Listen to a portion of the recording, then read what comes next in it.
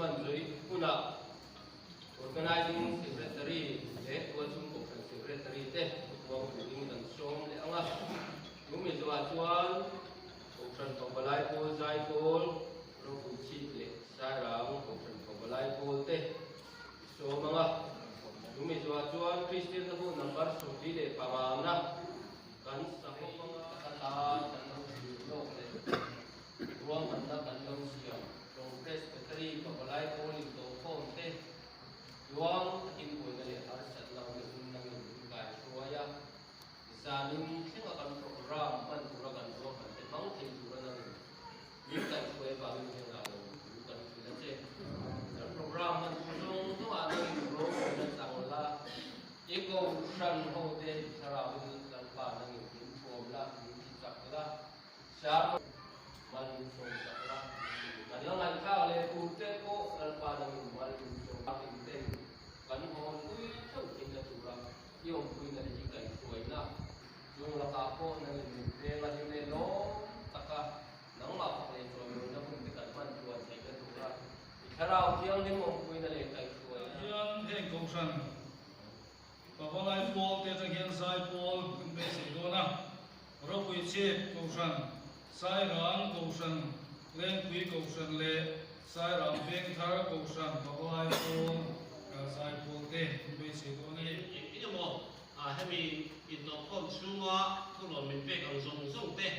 kan han ti fio to lo chu tiang chun ni zok se tiang zong zong te kha siam chak nam kan lo manga ale pe kan la thing le ani nga chuan en hi aya jang tung le tam kim zok kian kan thing nge yang ti ring tlang ila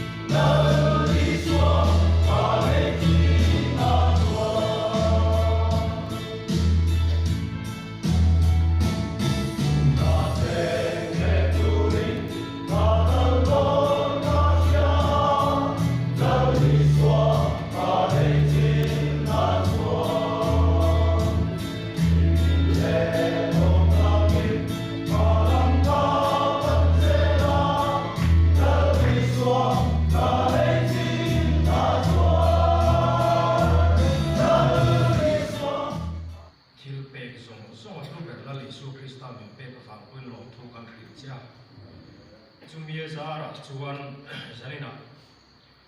Itil pe kan umte azinga remcha kan nei angte kan on la khoma ente iram ro kuina turin ikota ali so Krista pengin kan ron hane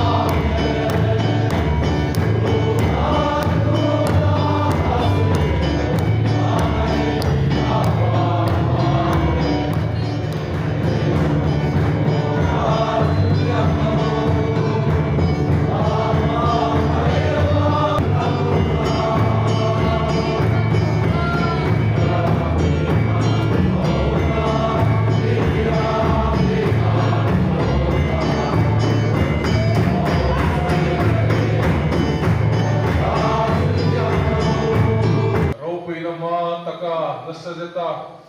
hima lom le pullo kai lo ta ki tu chu an chan dam tu pathian taka chau chu kum khatai tu in choi moi nom sela hiang lim hiang kim ti theong puina kai shuaina le zirti ra dom tak chu in za chu wa tu na tanga chatu in lom ro se amen.